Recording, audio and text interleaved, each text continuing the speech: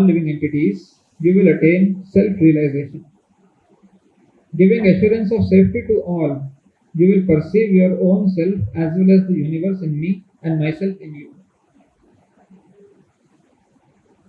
So, the Lord is further instructing Kardama Muni. From the previous verse we see, with your heart cleansed by properly carrying out my command, resigning to me the fruits of all your acts, you will finally attain to me. And now further instructions are there, that how he should act when he is in the householder life and when he takes up sannyasa.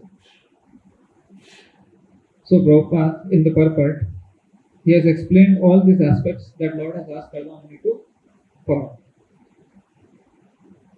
First is showing compassion to all living entities. So, in Bhagavad Gita, very interestingly, Prabhupada explains, as explained in the purport here, in 17th chapter, there is austerity of speech, austerity of body, and austerity of mind. So, who can show real compassion? As Lord is asking Kardama Muni to be compassionate to all the living entities. So, here Lord explains, in austerity of mind, to make the mind austere is to detach from sense gratification. It should be so trained that it can be always thinking of doing good for others. The best training of the mind is gravity in thought. One should not deviate from Krishna consciousness and must always avoid sense gratification. To purify one's nature is to become Krishna conscious. Satisfaction of the mind can be obtained only by taking the mind away from thoughts of sense enjoyment. The more we think of sense enjoyment, the more the mind becomes dissatisfied. So, here Prabhupada says, mind should be trained, so trained that it can be always thinking of doing good for others. So, who can do good for others? A person who is free from sense gratification. He can genuinely do good for others. Like the pure devotee of the Lord, the Supreme Lord. Other living entities, even if they attempt to do good for others, they can do good only as long as they are deriving some benefit from the person to whom they are doing good. So, doing good to others or being compassionate to others, it is directly proportional to purity of heart. How pure we are in the heart, that much we can genuinely be compassionate or doing good to others. We can do good to others, but not selflessly. Now here in the purport, Prabhupada explains, right, that a devotee is selfless and he considers all living entities, not just who are favorable, but he considers all living entities as a recipient of Lord's mercy. A first-class devotee gives assurance to every living being that there is no fear of this material existence. Let us live in Krishna consciousness and conquer the nations of material existence. So, being compassionate has an essential element of being selfless, being free or devoid of sense gratification. Because as long as one is attached to sense gratification, he will derive pleasure for himself. And in Bhagavad Gita, this is what Lord is pointing out towards Arjuna also. Your compassion is tinged with sense gratification. So it is not real compassion. Because Arjuna, when he is compassionate towards, Prabhupada very nicely says in the purport of first chapter, Arjuna is not only compassionate towards his own soldiers, his men, but he is also compassionate towards the enemy party, people in the enemy army. But still, his compassion is tinged with sense gratification. So, what is that sense gratification? That he is thinking, my people will die. So, as soon as my thing comes, then it is personal motive. So, if we consider like that, here purport says, a first-class devotee gives assurance to every living being. Arjuna is thinking about my kinsmen, my friends, my relatives, but there are others also. Then apart from those who are fighting in the battle, human beings, there are horses, elephants. They are also living entities. And in the battlefield, when so much of warfare, there are weapons of fire, weapons of earth, weapons of air, weapons of water. When these weapons are discharged, so many living entities will die in a collateral damage. So who is thinking about all these living entities? So Krishna says, Suradam Sarvabhuta. So beyond Arjuna's compassion is Krishna's compassion, and still he has arranged for this warfare. So Lord Krishna has a bigger, a broader perspective of why this war should happen. Arjuna has a limited perspective of my kinsmen, my people, or my agenda. Right? So Arjuna is foreseeing here that it's going to be a ghastly warfare. So many people will die, so much of bloodshed, so much of gore, all this will be there. So he questions Lord Krishna that if you think buddhi or intelligence is superior to whatever, then why are you engaging me in this ghastly warfare? So Prabhupada explains that he has picked up this question from second chapter, where Krishna says, Durenahi avaram karma. Right? So there Lord says, avaram karma. Avaram means abominable. Karma means action. So you rid yourself of this abominable, fruitive action, fruitive work. So when Lord is saying karma, Arjuna takes up this word as work. And buddhi yoga dhananjaya. So we should give up work and we should take to cultivation of knowledge. So durenahi avaram karma. So Arjuna thinks abominable is work is abominable and cultivation of knowledge is better. So buddho sharanam amritha prapnapal hetu. So take shelter through this buddhi yoga. That's what Lord is intended to say. So that's why Arjuna is asking, why are you engaging in this ghastly warfare when you yourself have said that working is abominable? To work or to do work is abominable. And on top of that, my work is to kill people and murder people, and so much of bloodshed is going to happen. It's very gory to see, very ghastly. So already when you say work is abominable, on top of that this is ghastly warfare, so why are you engaging? So Lord very interestingly says, when he goes on explaining the third chapter, he very interestingly says, actually work is not abominable, it's prescribed duty. Abominable is fruitive mentality, and that's what Prabhupada translates in 2.49, Durenahi avaram karma, rid yourself of this fruitive work. The attachment, those who are attached to fruits of action are called karma. So it's not abominable about the work. Abominable is the mentality to enjoy the fruits of action. So action is not abominable. And that's what Lord is also saying. He very openly declares his purpose of descending. Paritrana sadhuna vinashaya cha dushkritam dharma sansthapanarthaya sambhavami yuge yuge. So in order to establish dharma, I come. For that I have to protect the sadhus, saintly persons, and I have to annihilate the demons. So annihilation is a part of establishing dharma.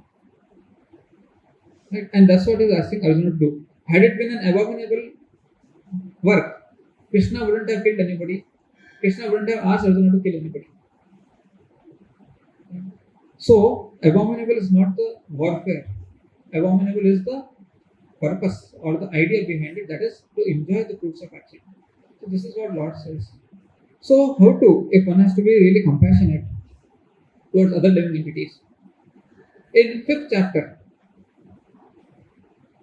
there is a verse when Lord explains a person engaged in devotional service, how he acts, how he works. So,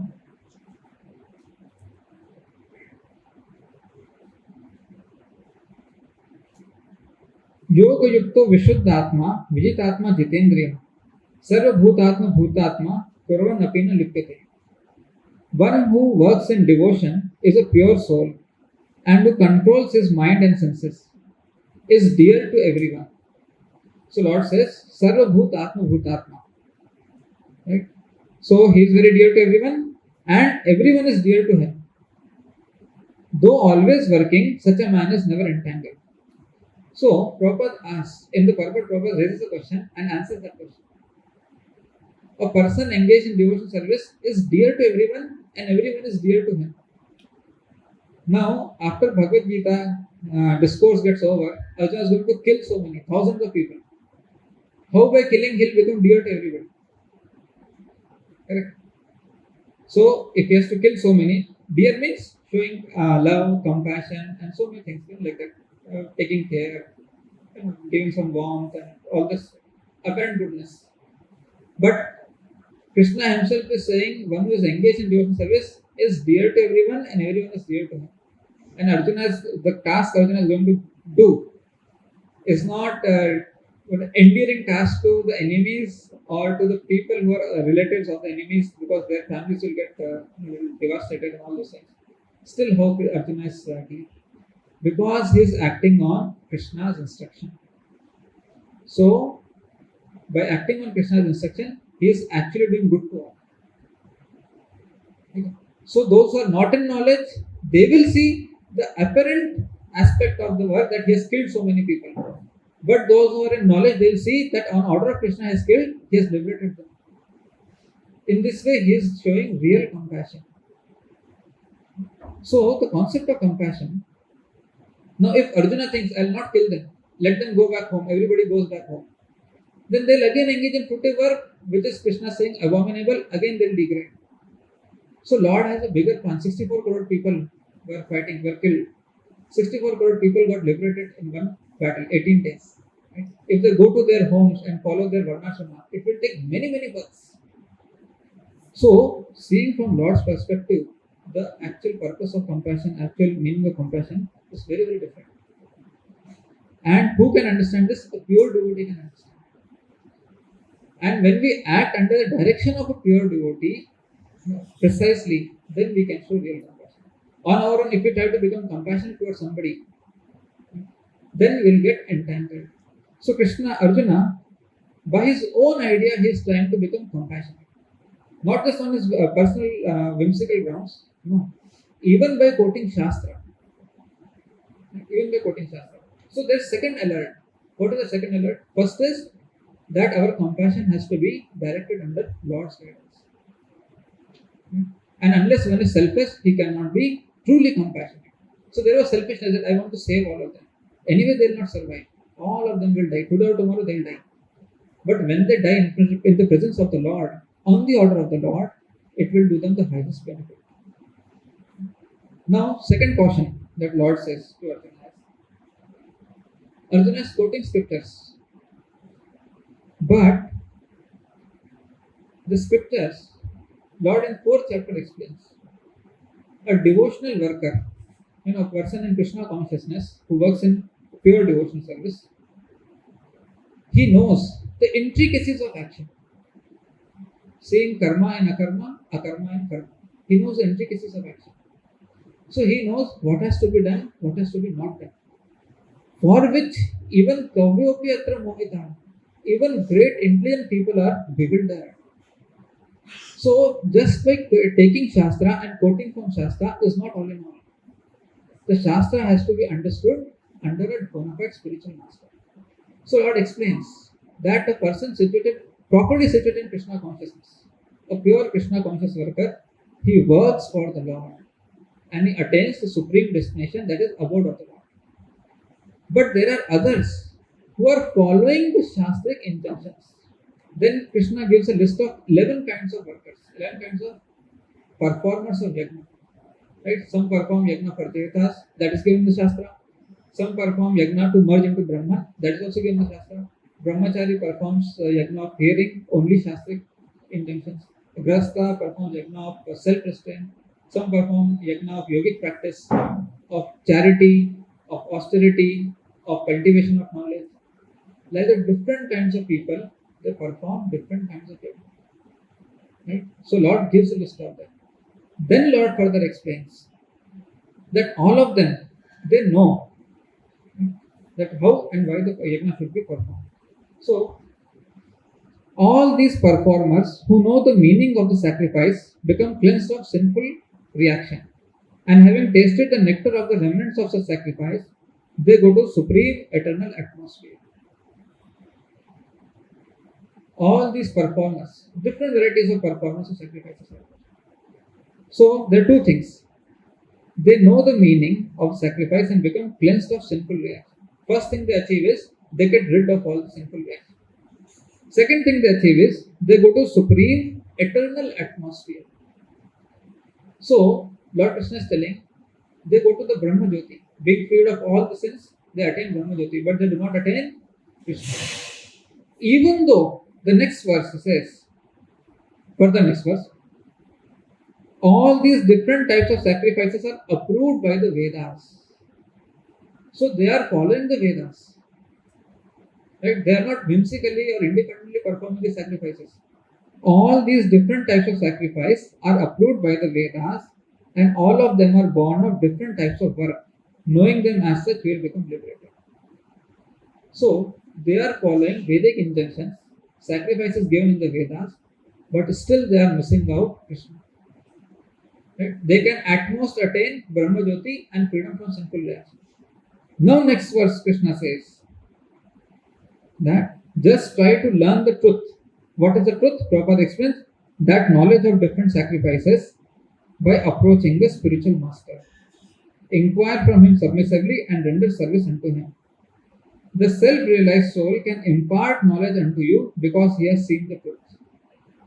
So, to make the ultimate benefit, to derive the ultimate benefit from these sacrifices, you cannot just take the Vedic scriptures and independently study and perform.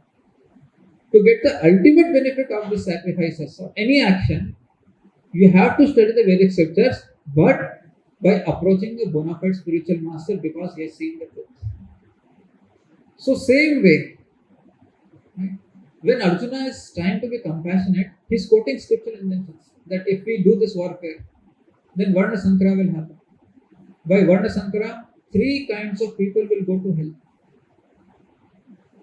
First, those in whose will have a hellish life. Those in whose family Varna Sankara is born. Whoever the bad children are born, their life will become hellish. They'll put hand on their head and say, "Kaisa bachcha aa gaya ghar mein? Sunta nahi hai," troublemaker. So their life will become hellish. Second, because of this Varna Sankara, they'll not follow scriptures, they'll not follow the injunctions. Pindadan will stop and the ancestors will go to hell. Because Pindadan is done to save them from hell. Third, because we are killing their family members and causing this Varna Sankara, we will also go to hell. And Krishna immediately says, from where this contamination has come. You are quoting Shastra, but you are quoting not under the guidance of a bona fide spiritual master. Right? And then he explains the concept of working for yajna. So, compassion, we can have independent idea of compassion. We can have independent idea of doing good to others. But it should always be authorized from the authority. That's why our preaching is a prescribed duty. We are not told go and be compassionate on others. We are told do your prescribed duty of preaching, and there are guidelines of preaching also. So that in our zeal or enthusiasm of showing compassion by our own understanding, we do not get deviated. Like Arjuna had his own understanding of this battlefield. Arjuna has his own understanding of sinful action, pious action. But Lord Krishna immediately cut it. The way Arjuna is projecting this warfare itself shows that Arjuna has a prejudiced mind about this warfare. What is that? Ghastly warfare, abominable action. Right? Proper explains in the purport. Now, Lord Krishna is giving another perspective to Arjuna. What is the perspective?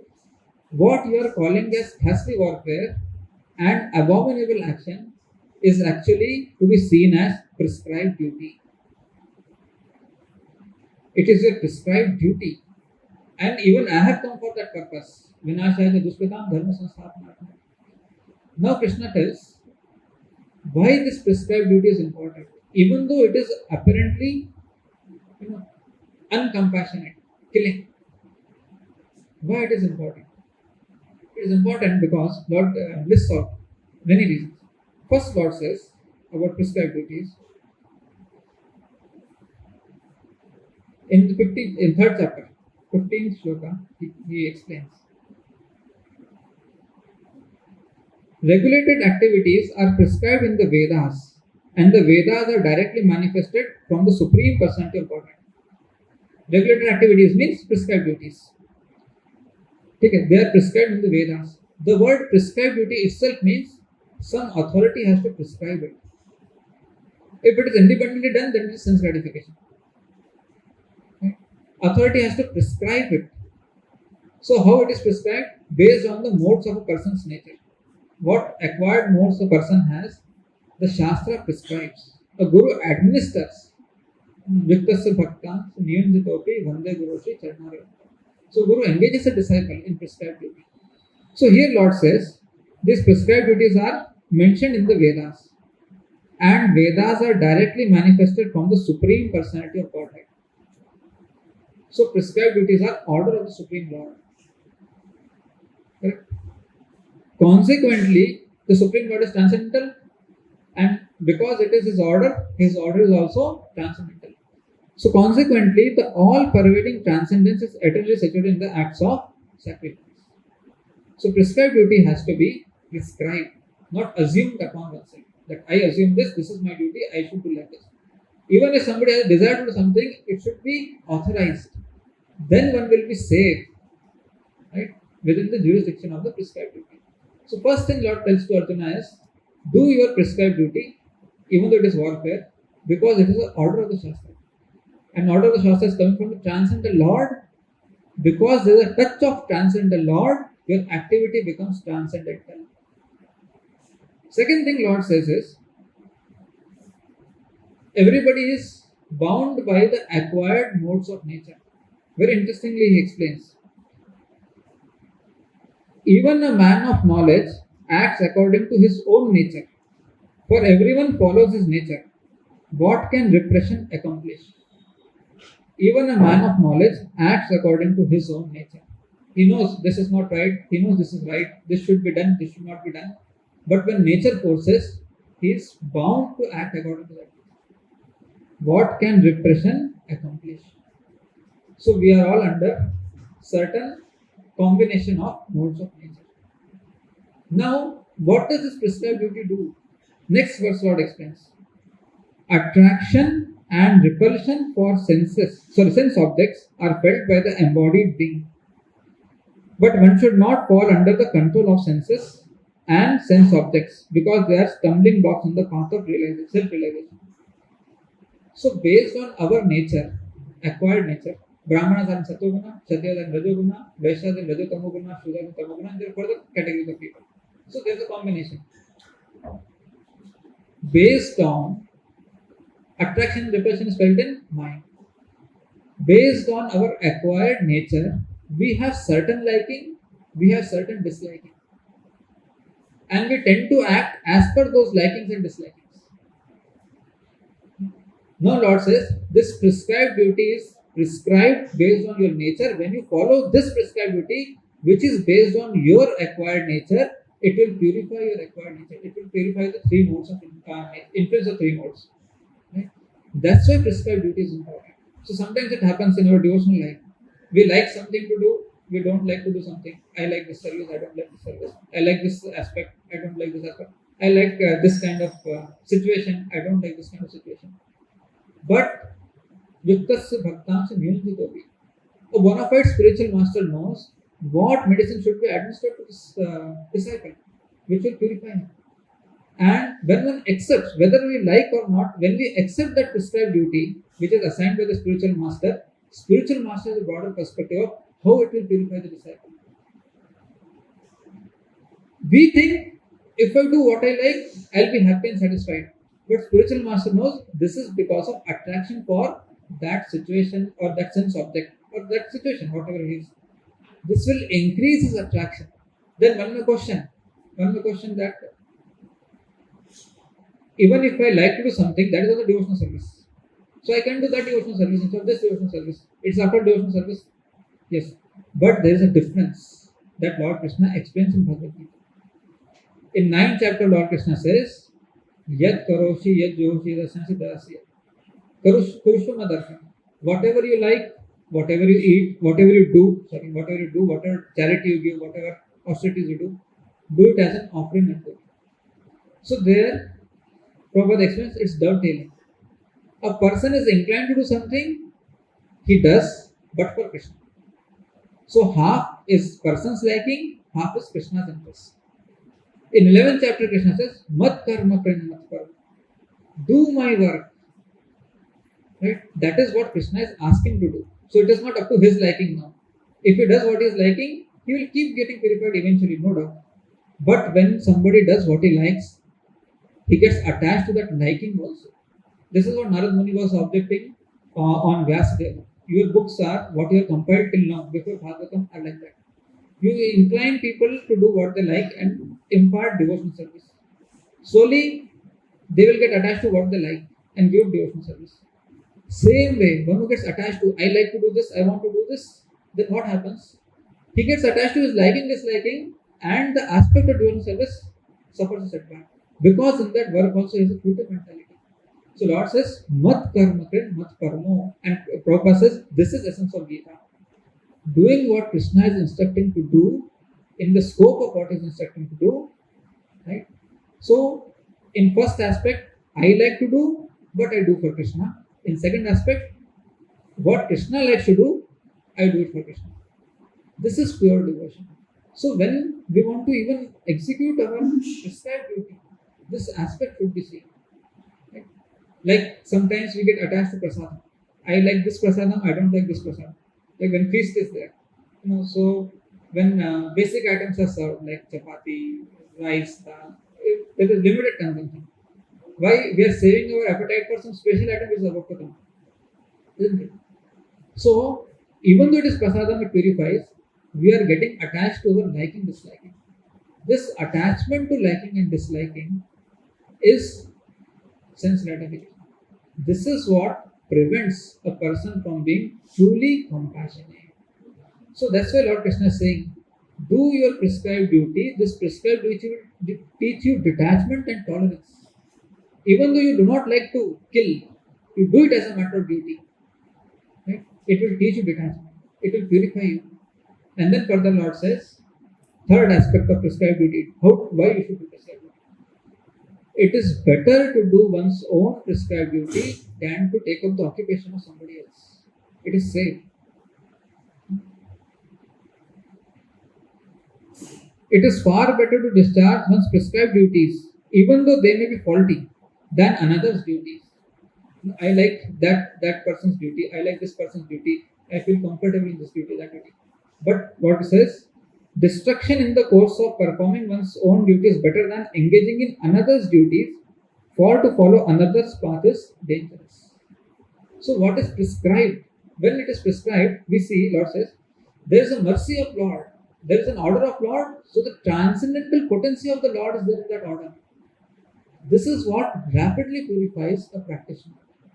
Right? And in 18th chapter, similar verse comes, Shreyansu Dharma Viguna, Lord says, performing one's prescribed duty does not incur sin, even though it may be like that. So this concept of prescribed duty that Lord teaches is very important to train our mind, to train our senses in abiding by the devotional discipline. When we come to this aspect of abiding by devotional discipline, then we can be actually compassionate. So this prescribed duty has a scope of being compassionate. To what extent one should be compassionate? To catch a fish without getting bit. No, I want to show too much compassion towards somebody, then it is what we are trying to do by our mind, then we are at risk. If this is the scope of compassion to what I can go, beyond this I cannot be compassionate to somebody. Yes, because Krishna is Suridam Sarvabhuta. We are not Suridam Sarvabhuta. So this devotional discipline prepares us to be in line with Krishna, to be in line with Prabhupada. Then we are safe. So we'll stop here. Grantashram Bhagavatam ki jai, Sri Prabhupada ki jai. Correct.